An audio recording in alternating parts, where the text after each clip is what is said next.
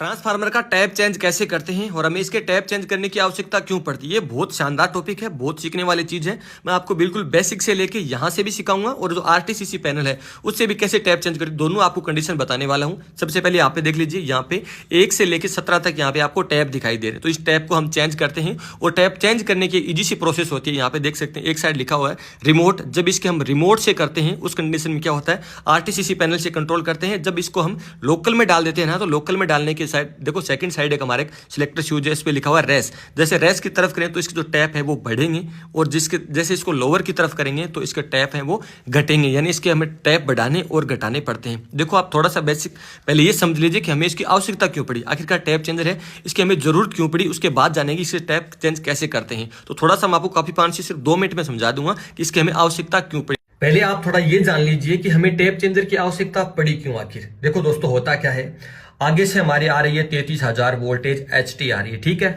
और हमें आउटपुट में क्या मिल रही है, 440 वोल्टेज एसी मिल रही है, ठीक है। हमें कोई दिक्कत नहीं है, इस बात का आप सभी को पता है कि ट्रांसफार्मर एसी पे काम करता है। मैं फालतू चीजों में टाइम बिल्कुल भी आपका जाया नहीं करूंगा, ठीक है।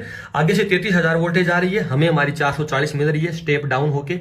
हमें कोई प्रॉब्लम नहीं, हमें कोई भी टैप चेंज करने की आवश्यकता नहीं है। अब प्रॉब्लम कब होती है, जैसे आगे से 32,000 वोल्टेज आ रही है, 31,000 वोल्टेज आ रही है, तो यहाँ पे आप मान के चलिए जो 440 वोल्टेज है वो प्रॉपर 440 वोल्टेज नहीं आएगी।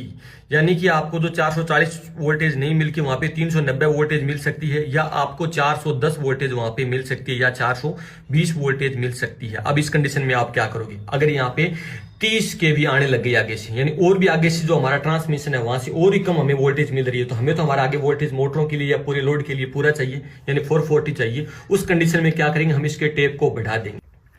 तो ये जो इसकी ज्यादा वाइंडिंग वाली साइड है ना, ये इसकी एचटी साइड है। यहाँ पे थोड़ी सी बिल्कुल वाइंडिंग है ना, बिल्कुल कम वाइंडिंग, इसका मतलब ये इसका स्टेप डाउन साइड है, ठीक है। हम क्या करेंगे, जैसे यहाँ पे वोल्टेज कम आएगा, जैसे वोल्टेज डाउन होगा, यहाँ पे हम इसके टेप को बढ़ा देंगे। जैसे मान के चलिए पहले इसका टेप 2 पे था और हमें आगे से मिल रहा था 33 के वी। जैसे हमारा आगे से 32 के वी आना स्टार्ट हो गया, हमने टेप को 3 पे ले गए।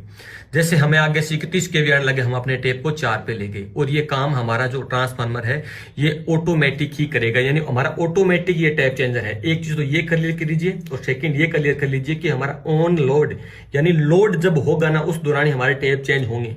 पहले आते थे ऑफ लोड टैप चेंजर, यानी जब हम पूरे लोड को बंद करके इसके टैप चेंज किया करते थे। इसके पीछे रीजन ये था कि पहले इसके एचटी जो साइड है ना वहां पे टैप चेंजर हुआ करता था, और ये जो ट्रांसफार्मर आप प्रेजेंट टाइम में देख रहे हो इसके एचटी साइड के अंदर टैप चेंजर है। तो इस बात को आप अच्छे से सुन लो कि ये ऑन लोड टैप चेंजर है। बहुत से बंदे ऐसे क्वेश्चन करते हैं कि सर ऑन लोड और ऑफ लोड क्या होता है।